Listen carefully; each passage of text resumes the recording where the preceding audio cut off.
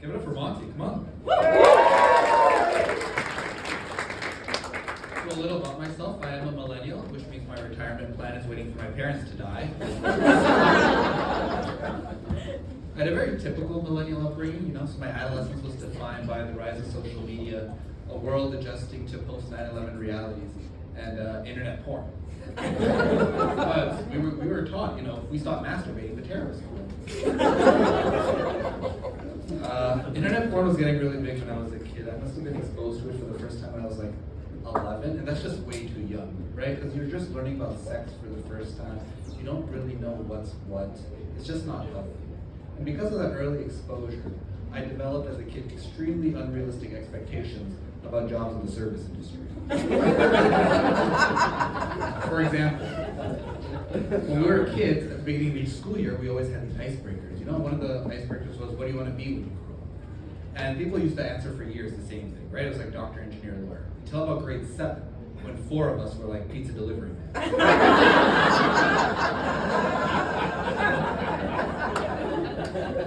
And we weren't complete idiots, we knew the job wasn't perfect, we knew the pay wasn't great. But in our minds, when you lacked in a pension, you made up for a pussy.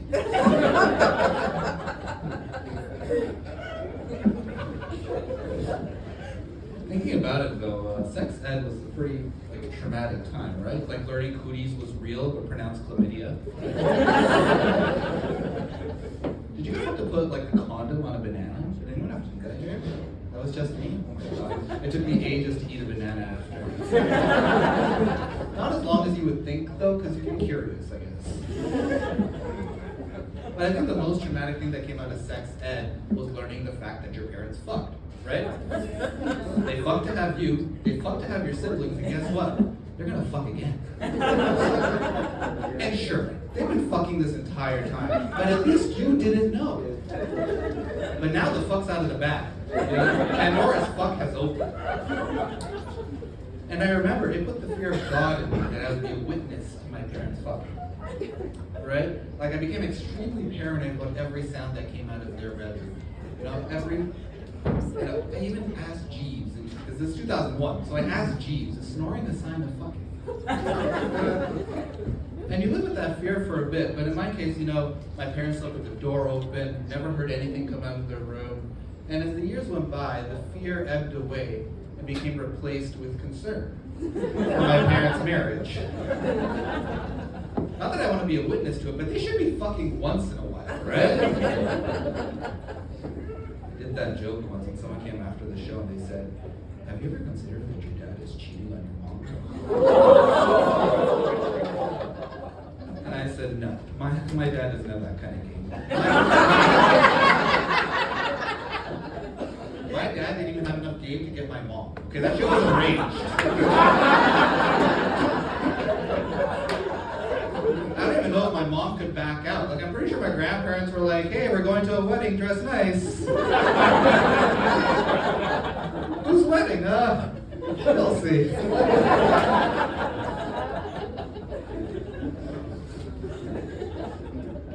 Being a teenager is tough, right? I had a tough time being a teenager. I was depressed a lot, and I found that really rough.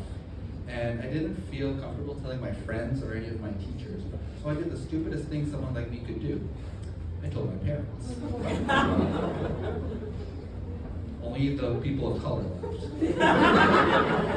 Let me explain to you white people. Immigrant parents, doesn't matter where they're from, South Asia, North Africa, it's all irrelevant. They do not believe in mental illness.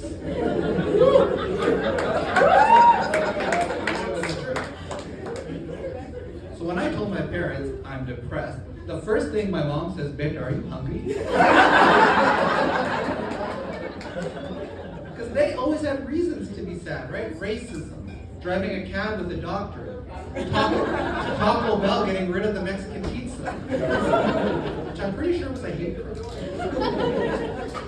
So you can see from their perspective, right? Their kid comes up to them, tells them they're depressed, they ask why, and the kid goes, just because.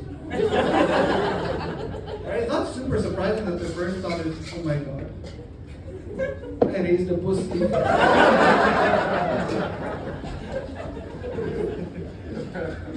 So I told my parents, no, I'm not hungry, I am sad, just because. And they didn't like that. Because another common immigrant parent trait is when you don't understand something, get mad. And they always start asking like 6 million rhetorical questions. It's like, what, you don't like it here? You don't like food? You don't like AC? You want to be homeless? You want to be a prostitute? And for some reason, it always devolves into me becoming a homeless prostitute. I really had no idea where this fear came from. Maybe it's how much I like bananas. I'm not quite sure.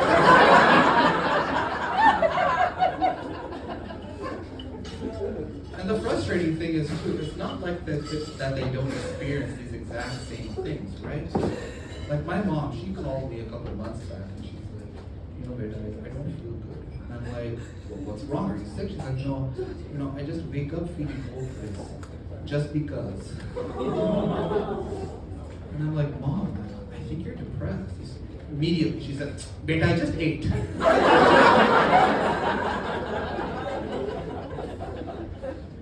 I'm lucky though. Growing up in Canada, I've never faced a lot of overt racism. So whenever it does happen, it really takes me off guard.